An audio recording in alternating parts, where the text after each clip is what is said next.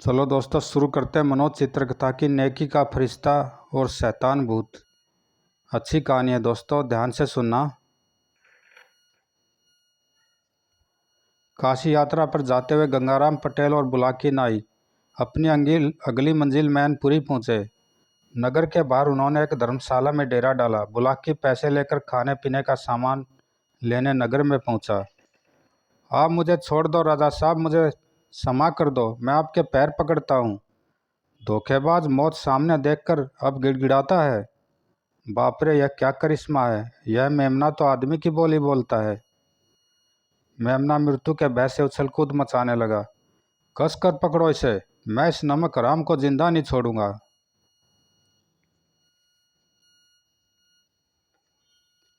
दूसरे पल राजा की तलवार का भरपूर वार मेमने की गर्दन पर पड़ा।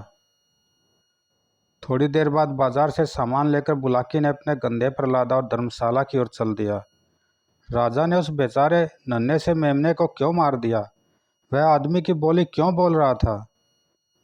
धर्मशाला पहुंचकर बुलाकी ने गंगाराम पटेल से अपना सवाल पूछा तो गंगाराम ने उससे कहा, बुलाकी पहले तो बैलों की सानी कर दे और मेरा तथा अपना खाना भी निपटा ले। सोने से पहले मैं तुझे इस घटना के बारे में बताऊंगा। अच्छा मालिक।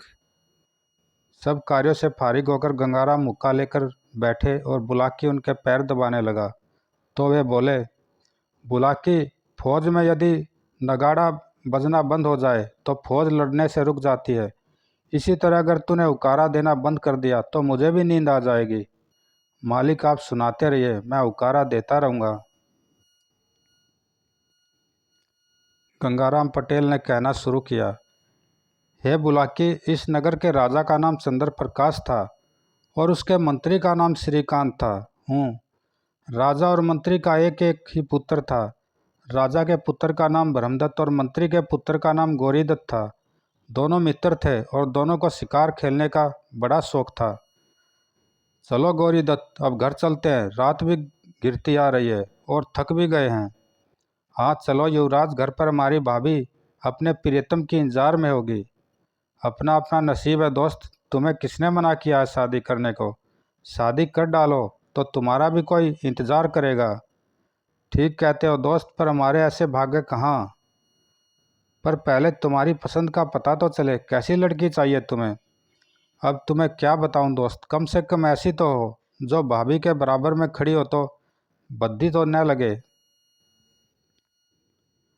ठीक है, फिर मैं आज राजेश्वरी से कहूँगा कि वह अपने देवर के लिए अपनी कोई सहेली ही ढूंढ दे। न बाबा, भाभी से कुछ मत कहना, वे सचमुच मुझे अपनी किसी सहेली के पल्ले से बांध देगी और मैं अभी शादी नहीं करना चाहता। दोनों मित्र महल में युवराज की पत्नी राजेश्वरी के पास पहुँचे। क्यों गौरीदत्त, कह दूँ राजेश्वरी से? नहीं नहीं, ऐसा गजब न करना, तुम्हें मेरी कसम। क्या बात है स्वामी, गौरी भैया किस बात को न कहने के लिए कसम दे रहे हैं? कुछ नहीं भाभी, मैंने कल तुम्हें भी आखेट पर ले जाने के लिए कहा था। मुझे? ना बाबा ना, मुझसे तो एक चींटी भी नहीं मारी जाएगी। यह रोज़ रोज़ का आखेट तुम्हें ही मुबारक हो। दूसरे दिन दोनों फिर आखेट के लिए निकल पड़े। आज मुझे हर हालत में शेर का शिकार करना मित्र। मुझे भी। इधर राजमहल में राजा चंद्र प्रकाश बेहद बीमार थे। महाराज द्वारपाल कहता कि युवराज आज फिर आखेट के लिए निकल गए हैं। ओ महामंत्री, कैसा लड़का है ये। हमारे बस का अब राजकाज नहीं रह गया है और हम चाहते कि युवराज को यहाँ का राज्य सौंप दे। उत्तम विचार है महाराज, मैं भी अब बूढ़ा हो गया हूँ, मुझे भी अब अवकाश चाहिए। हम क्यों न अब जवान कंधों पर राज्य की बागडोर सौंप दे। तुम ठीक कहते हो महामंत्री, आज जैसे ही वे दोनों लौटे उन्हें हमारे पास लाना। ब्रह्मदत्त यहाँ का राजा होगा और गौरीदत्त उसका मंत्री। यह आपका मुझ पर उपकार है महाराज। जंगल में ब्रह्मदत्त ने अपने मित्र गौरीदत्त के साथ शिकार खेलना शुरू किया। ठहरो गौरीदत्त, आज हम शेर का ही शिकार करेंगे, यह बात पहले से ही तय है। उस निरीह हिरण पर तीर मत चलाना। कुमार, सारा दिन हो गया जंगल में भटकते हुए, शेर का कहीं पता नहीं चला। अब बड़ी मुश्किल से एकाएक गौरीदत्त के बोल मुंह में ही रह गए। चुप क्यों हो गए गौरीदत्त? देखो शेरों का जोड़ा इधर ही आ रहा है। ईश्वर ने हमारी सुन ली। पर कुमार, 2 शेरों को एक साथ मार गिराना आसान नहीं है। शेरों को सामने देखकर दोनों घोड़े जोर से हिनहिनाए और अपने अगले पैरों पर खड़े हो गए। इससे निशाना चूक गया। संभलो गौरीदत्त, शेर अब हम पर आक्रमण करेंगे। एक को तुम संभालो कुमार, दूसरे को मैं संभालता हूँ। दोनों शेरों में से एक शेर अपनी जगह पर ठहर गया और दूसरे ने दहाड़ते हुए छलांग लगा दी। अपना वार खाली जाते देखकर शेर जंगल के भीतरी हिस्से की ओर भागा। गौरीदत्त, मैं इस शेर को आज जिंदा नहीं छोड़ूंगा। मैं इसके पीछे जाता हूँ, तू दूसरे को संभाल। जरा होशियारी से कुमार, 1 घंटे बाद हम यहीं मिलेंगे। गौरीदत्त दूसरे शेर की ओर लपका तो वह दुम दबाकर भागा। अबे ठहर, भागता कहाँ है? कुमार ब्रह्मदत्त जिस शेर के पीछे भाग रहा था वह बहुत तेजी से भाग रहा था। उन दोनों के बीच का फासला बढ़ता ही जा रहा था। अगर इस वक्त मेरे पास धनुष बाण होता तो मैं इसे कदापि जीवित नहीं छोड़ता। शेर के पीछे भागते भागते रात हो गई और अचानक शेर कुमार ब्रह्मदत्त के आंखों के सामने से गायब हो गया। अंधेरी रात गिर आई है, शेर न जाने कहाँ छिप गया है। ऐसे में रास्ता खोजना भी मुश्किल है। उधर मेरा मित्र मेरी प्रतीक्षा कर रहा होगा। मुझे वापस चलना चाहिए। अगर उसने शेर मार लिया होगा तो मेरी बड़ी हेठी होगी। उधर गौरीदत्त भी शेर को नहीं पा सका और हार कर वापस लौट पड़ा। वह शेर था या कोई छलावा, पता नहीं कहाँ गायब हो गया। अब मुझे वापस चलना चाहिए, कुमार मेरी प्रतीक्षा में होगा। गौरीदत्त जिस रास्ते से शेर के पीछे गया था वह सीधा था, इसलिए वह जल्दी ही उस स्थान पर पहुंच गया जहां से वे दोनों अलग हुए थे। अरे, मेरा घोड़ा तो कहीं भाग गया है और अभी तक कुमार भी लौट कर नहीं आया है। बिना कुमार को साथ लिए मैं वापस नहीं जा सकता। कुछ देर प्रतीक्षा करने के बाद गौरीदत्त ने कुमार को आवाज़ लगाई, मित्र कुमार, मित्र कुमार, मित्र कुमार। पर उसकी आवाज़ जंगल की खामोशी में गूंज कर रह गई और कुमार वापस नहीं आया। हे भगवान, कहीं कुमार के साथ कोई हादसा न हो गया हो। उसके लौटने तक या फिर सुबह होने तक मुझे यहीं रुकना होगा। कुमार के बीच में कैसे महाराज के सामने जा सकूंगा। अतः जंगली जानवरों से बचने के लिए गौरीदत्त पेड़ पर चढ़ गया। गौरीदत्त जिस पेड़ पर चढ़ा था उस पर एक शैतान भूत रहता था। गौरीदत्त जैसे ही आसन जमाकर पेड़ पर बैठने लगा, वह भूत जोर से टास कर उठा। गौरीदत्त चौंका। हा हा हू हू, बाप रे भूत, यह कौन है? शैतान नाना। गौरीदत्त को भयभीत होते देख वह और भी जोर से टास करने लगा। हा हा हा हा, कैसा मूर्ख है जो मौके का फायदा नहीं उठा रहा है। हा हा हा हा।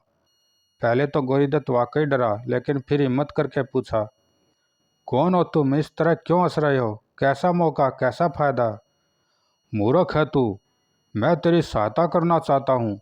शैतानों का बादशाह हूँ मैं। अगर तू मेरी बात मानेगा तो राजा होगा यहाँ का, वरना बेमौत मारा जाएगा। अच्छा, फिर तो मुझे तुम्हारी बात माननी होगी, पर तुम मेरी सहायता क्यों करना चाहते हो? इसलिए कि मुझे दुनिया में वे सभी आदमी पसंद है जो किसी भी तरीके से, छल से, कपट से, धोखे से, सख्ती से अपनी इच्छाओं को पूरी करना चाहते हैं, इस दुनिया पर कब्जा करना चाहते हैं और मेरे शैतानी राज्य की सीमाओं को बढ़ाना चाहते हैं। पर तुमने यह कैसे समझ लिया कि मैं ऐसा चाहता हूँ? हा हा हा हा, शैतानों के बादशाह से कुछ भी छिपा नहीं होता। मैं जानता हूँ तू कुमार की पत्नी पर बुरी नज़र रखता है। तू इस वक्त भी यही सोच रहा है कि अगर कुमार को सचमुच में शेर खा जाए तो। यह झूठ है। हा हा हा हा, शैतानों के बादशाह से झूठ बोलेगा तो मैं तुम्हें अभी भस्म कर दूंगा। मूर्ख, तेरी सहायता करने के लिए ही तो मैंने उन 2 मायावी शेरों को तुम्हारे सामने भेजा था, ताकि तुम अलग अलग हो जाओ। तो क्या तुमने कुमार को भस्म कर डाला या फिर उसे शेर खा गया? ऐसा ही समझ लो। जा, वापस महल में लौट जा और राजा को बता दे कि जंगल में कुमार को शेर मारकर खा गया। राजा यह खबर सुनकर मर जाएगा। फिर तो अपने बूढ़े बाप को कैद करके वहाँ का राजा बन जाना, तब राजेश्वरी तेरी होगी। और अगर ऐसा न हुआ तो? मूर्ख, ज्यादा सवाल मत कर, ऐसा ही होगा। जा, जल्दी से लौट जा। तेरा घोड़ा सामने सरोवर के किनारे पेड़ से बंधा है। अपनी अंतिम बात कहकर भूत एकाएक गायब हो गया। अरे यह भूत कहाँ चला गया? क्या यह सच कहता था? क्या मैं मैनपुरी का राजा बन जाऊंगा? राजेश्वरी जैसी सुंदर मेरी पटरानी बनेगी। राजेश्वरी जैसी सुंदरी मेरी पटरानी बनेगी। सोचता हुआ गौरीदत्त तेजी से पेड़ पर से नीचे कूदा। अब मुझे देर नहीं करनी चाहिए। एक बार राज्य मेरे हाथों में आ जाए तो मज़ा आ जाएगा। वाह, मैं राजा बन जाऊंगा। फिर गौरीदत्त ने अपने घोड़े पर सवार होकर ऐड लगा दी। चल मेरे शेर, यह मौका फिर नहीं मिलेगा। जो मौके पर चुक जाते हैं वे कभी ऊंचे नहीं उठ सकते। उधर ब्रह्मदत्त अंधेरे में रास्ता भूल गया था। तभी उसे दूर कहीं जलती हुई एक रोशनी दिखाई दी। लगता है मैं रास्ता भटक गया हूँ, पर वह रोशनी कैसी है? रोशनी की दिशा में चलता हुआ ब्रह्मदत्त एक ऐसी जगह पहुंचा जहां एक वृद्ध साधु धूनी जलाए गहरी समाधि में लीन था। इस घनघोर बियाबान जंगल में यह तपस्वी कौन है? आज की रात इसी के पास बितानी चाहिए। ब्रह्मदत्त साधु के नज़दीक पहुंचा। बाबा, मैं परदेसी हूँ, इस जंगल में भटक गया हूँ। क्या आज की रात मैं यहाँ विश्राम कर सकता हूँ? ब्रह्मदत्त के प्रश्न का साधु ने कोई उत्तर नहीं दिया। वह उसी तरह तपस्या में लीन रहा। यह तो कोई पहुंचा हुआ तपस्वी मालूम देता है। मुझे इसकी तपस्या भंग नहीं करनी चाहिए, पर मुझे भूख बहुत ज़ोरों से लगी है। क्या साधु की कुटिया में कुछ खाने को मिलेगा? ब्रह्मदत्त साधु की कुटिया में घुसा तो चौंक पड़ा। अरे यहाँ तो गर्मा गर्म भोजन परोसा रखा है, पर यह युवती कौन है और यह इस जंगल में इस साधु के पास क्या कर रही है?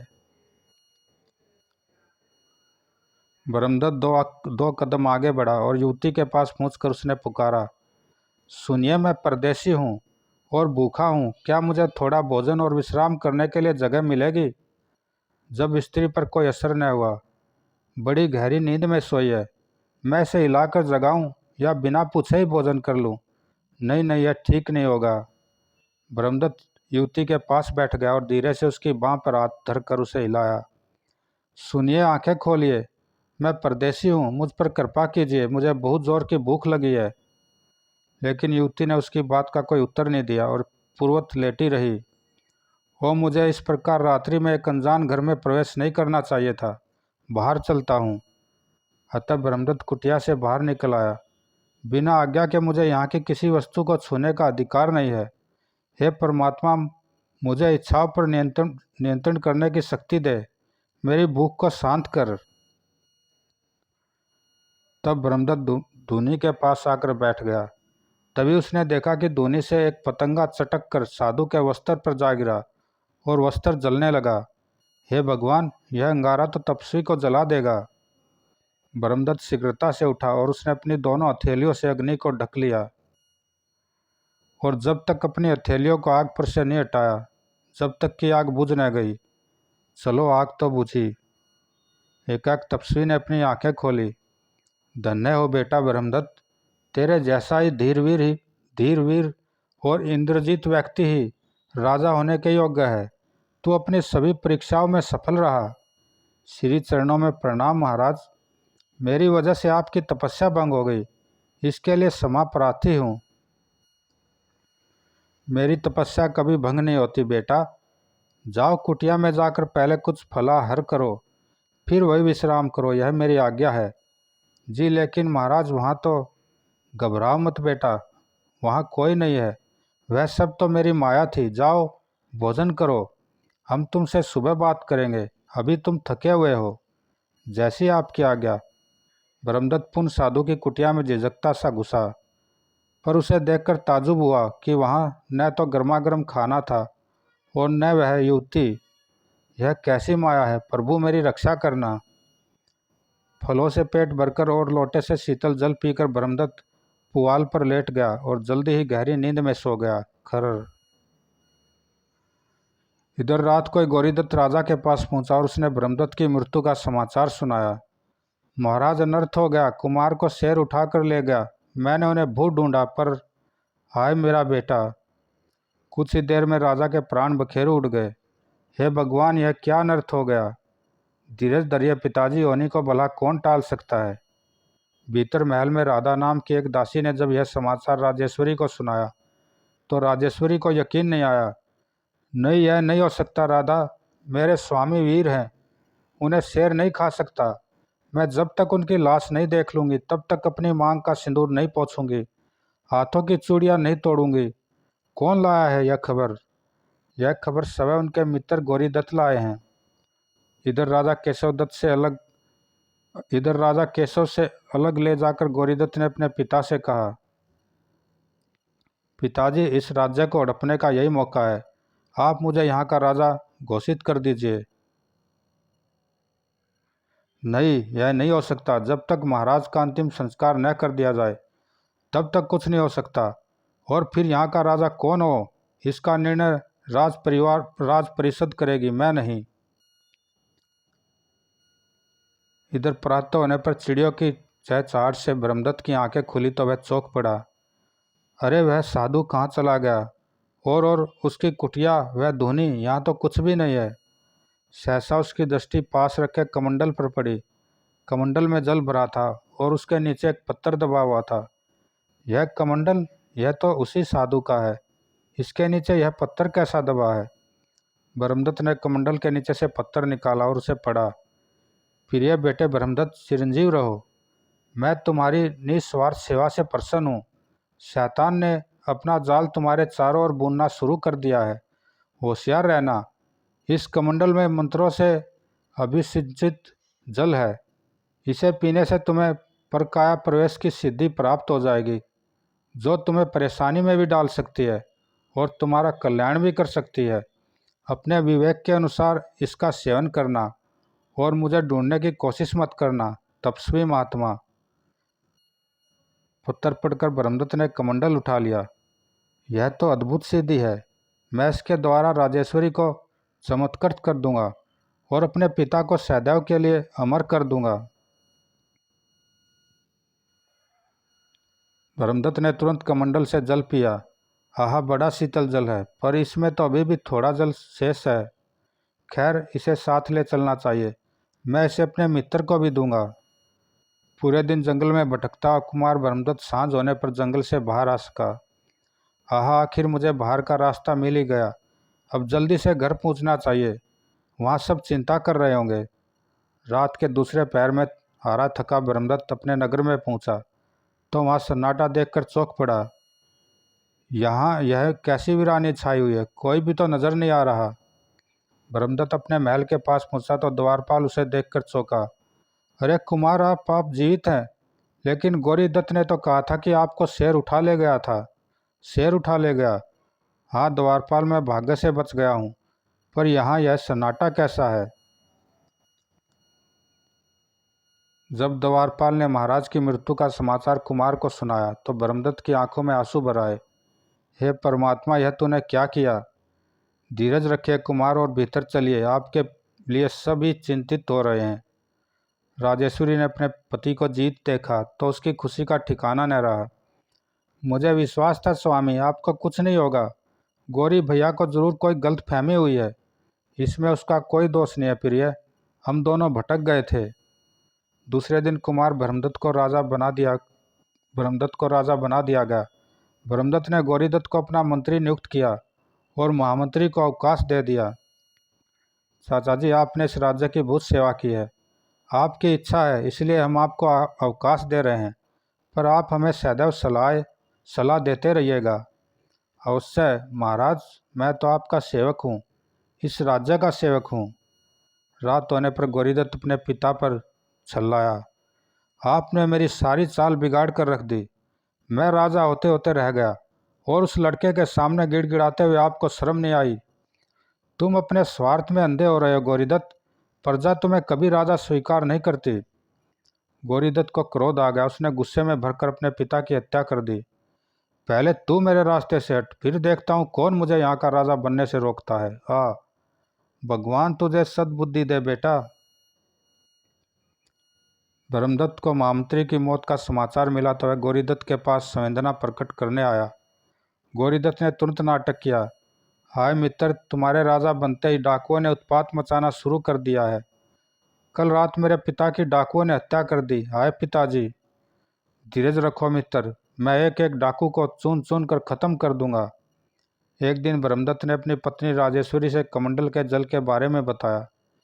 प्रिय, अगर मैं समय पर पहुंच जाता तो पिताजी को यह सिद्धि बता देता और फिर वे कभी भी नहीं मरते। लेकिन प्रिय, उन्हें वह शरीर तो प्राप्त नहीं होता और फिर उनकी उम्र भी तो काफ़ी हो गई थी। यह तो तुम ठीक कहती हो, पर मेरी बड़ी इच्छा है कि मैं इस सिद्धि को एक बार आजमा कर देखूं। इसके लिए तो किसी मर्द देह की खोज करनी होगी और तुम्हारे शरीर को सुरक्षित रखना होगा। हाँ, यह तो बहुत ज़रूरी है, और यह भी गुप्त रूप से। दूसरे दिन राजेश्वरी ने एक तोता मंगवाया और उसकी गर्दन मरोड़ दी। यह लो, अब तुम इसके शरीर में प्रवेश करके देखो।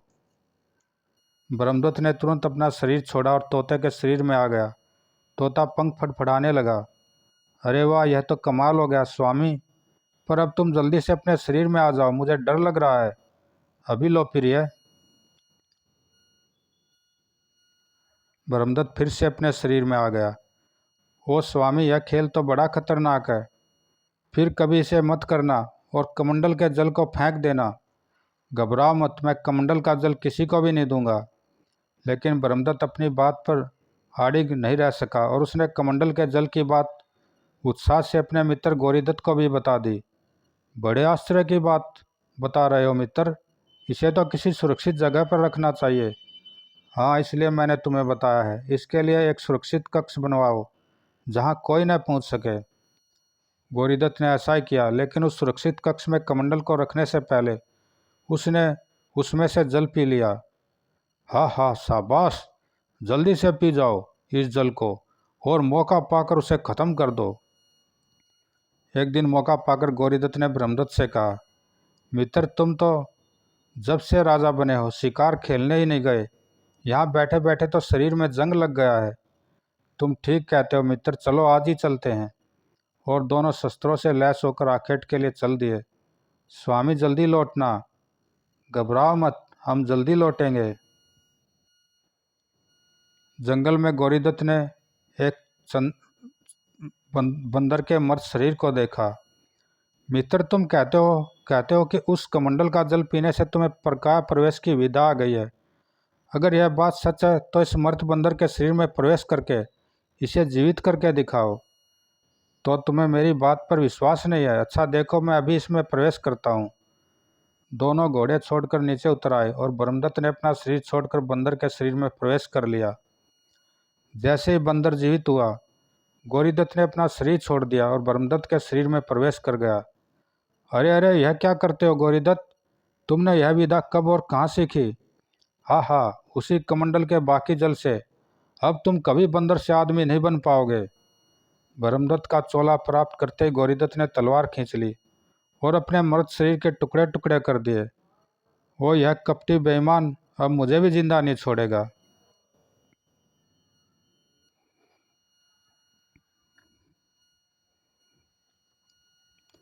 तभी ब्रह्मदत्त के रूप में गौरीदत्त नंगी तलवार लिए बंदर की ओर लपका।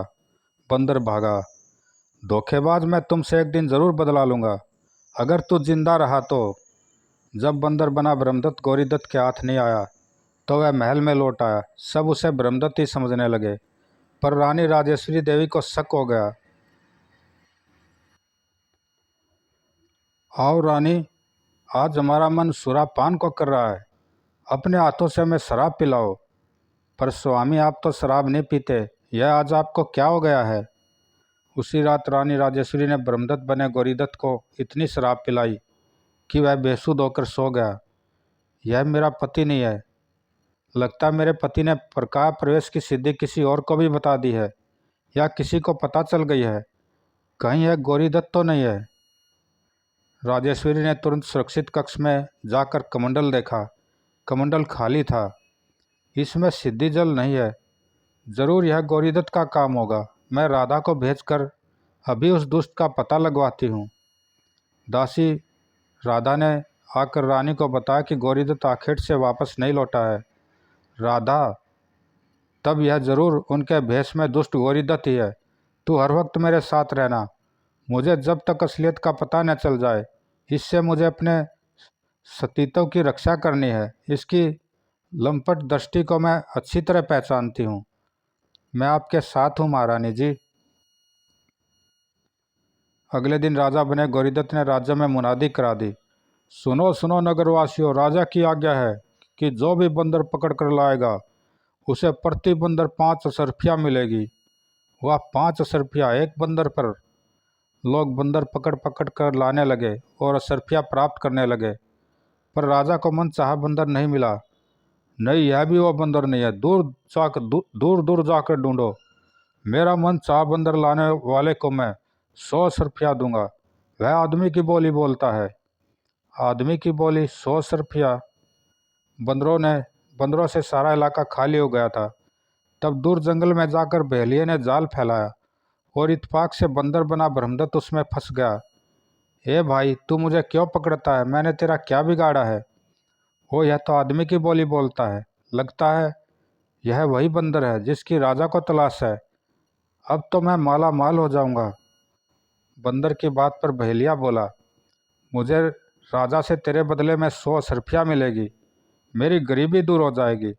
अगर मैं तुम्हें 100 असरफियाँ दिला दूं तो क्या तू मुझे छोड़ देगा? चल, मुझे अपने घर ले चल। बहेलिये ने बंदर को बांधा और उसे कंधे पर बैठाकर घर की ओर चल दिया। अगर तू मुझे 100 असरफियाँ दिला देगा तो मुझे क्या परेशानी है, मैं तुझे छोड़ दूंगा। लगता है यह वही बंदर है जो राजा को चाहिए। मुझे यह बंदर इसे खरीद कर राजा से ज़्यादा पैसा वसूल करना चाहिए। घर आकर बंदर ने बहेलिये से कागज़, कलम और दवात मांगी और अपनी रानी को एक पत्र लिखा।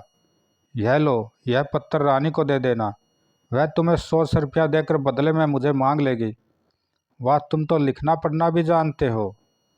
सुबह होने पर बहेलिया पत्थर जेब में रखकर जाने लगा तो दरवाजे पर वही सेठ जैसा आदमी एक थैली लेकर आया। भाई, मैंने सुना है कि तुम कोई बंदर पकड़ कर लाए हो। वह शराब से बंदर बना मेरा भाई है। मैं तुम्हें यह 150 रुपया देता हूँ। वह बंदर मुझे दे दो, वरना राजा उसे मरवा देगा। अरे वाह, 150 रुपया! लाओ लाओ, मुझे दो और बंदर ले जाओ। वह तो बड़ा गुणी बंदर है। वह आदमी उस बंदर को अपने घर ले आया। जब बंदर ने उससे कहा, सेठ, तू धन के लालच में आकर मुझे राजा को सौंपना चाहता है। बोल, राजा तुझे कितना धन देगा? अगर तू मुझे छोड़ दे तो मैं तुझे जंगल में एक ऐसी जगह बता सकता हूँ जहाँ बहुत बड़ा खजाना दबा पड़ा है। अच्छा, कहाँ है वह जगह? रात के अंधेरे में मेरे साथ चलना। अभी तो कोई देख लेगा। वहाँ इतनी दौलत दबी पड़ी है कि तू यहाँ के राजा को भी खरीद सकता है। अरे वाह मेरे राजा, फिर क्या मेरा दिमाग खराब है जो मैं तुझे बेचूं? ठहर, मैं तेरे लिए बढ़िया बढ़िया पकवान लाता हूँ। उधर लालची बहेलिया रानी के पास पहुँचा और उसने वह चिट्ठी रानी को दी। रानी ने चिट्ठी पढ़ी तो उसकी आंखों में आंसू आ गए। तूने मुझ पर बहुत उपकार किया है भाई, जो यह चिट्ठी मेरे पास लाया। राधा, इसे 100 रुपया दे दो। जी महारानी जी। बहेलिया महल से बाहर आया तो राधा ने उसका पीछा किया।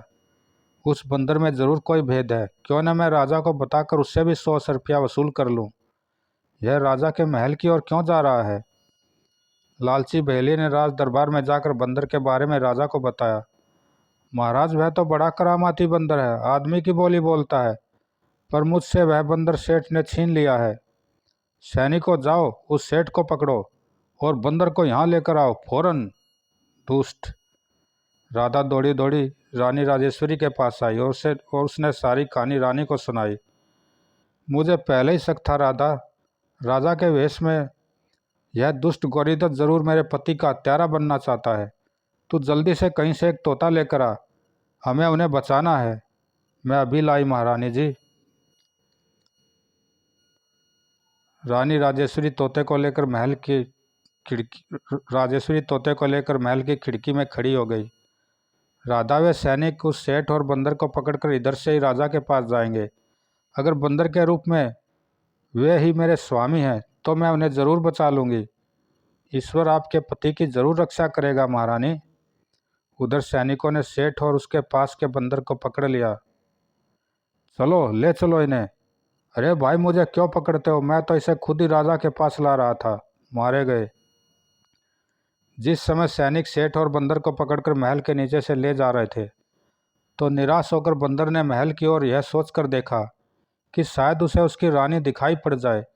रानी को वहां देखकर बंदर अपने पैरों पर खड़ा हो गया आहा, मेरी रानी तोते की गर्दन मरोड़कर मुझे उस शरीर में आने के लिए कह रही है। बंदर ने फौरन अपना चोला छोड़ दिया और तोते के मर्द शरीर में आ गया। आहा प्रिय, तुमने मुझे बचा लिया। स्वामी, अभी तुम्हें उस दुष्ट से अपना असली शरीर पाना है।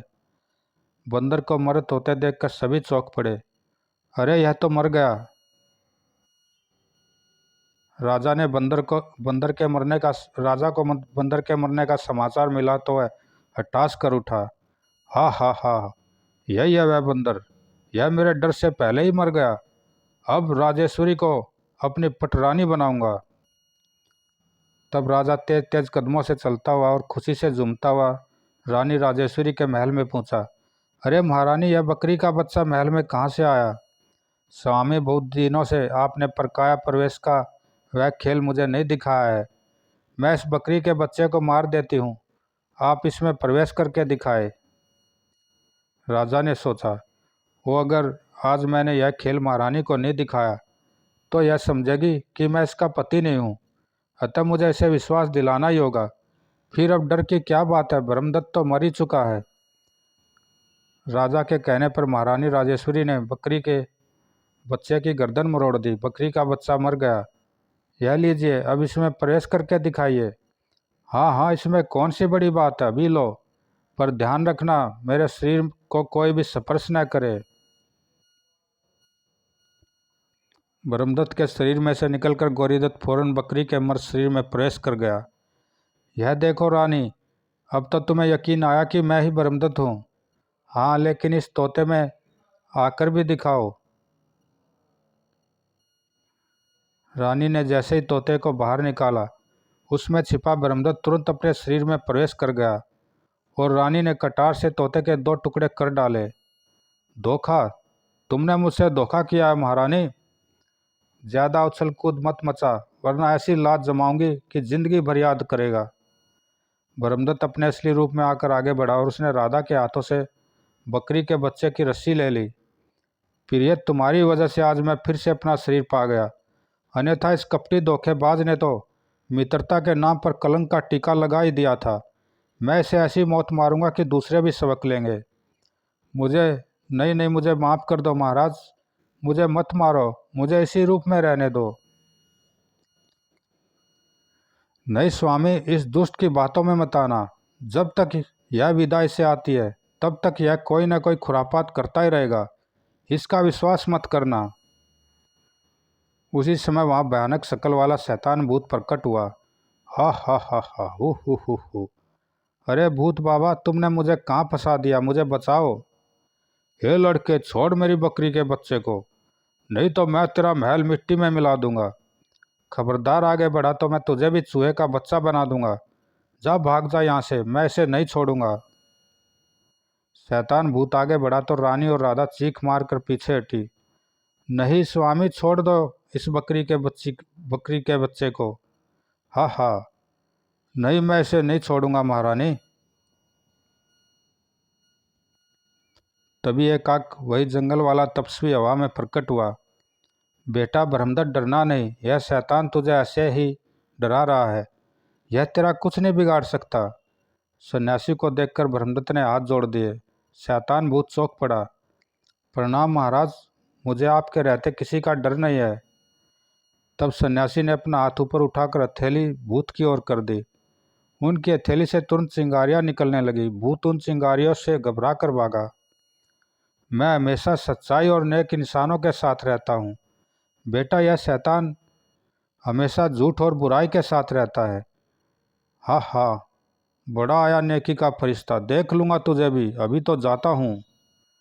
जीत हमेशा सच्चाई और नेकी की होती है बेटा।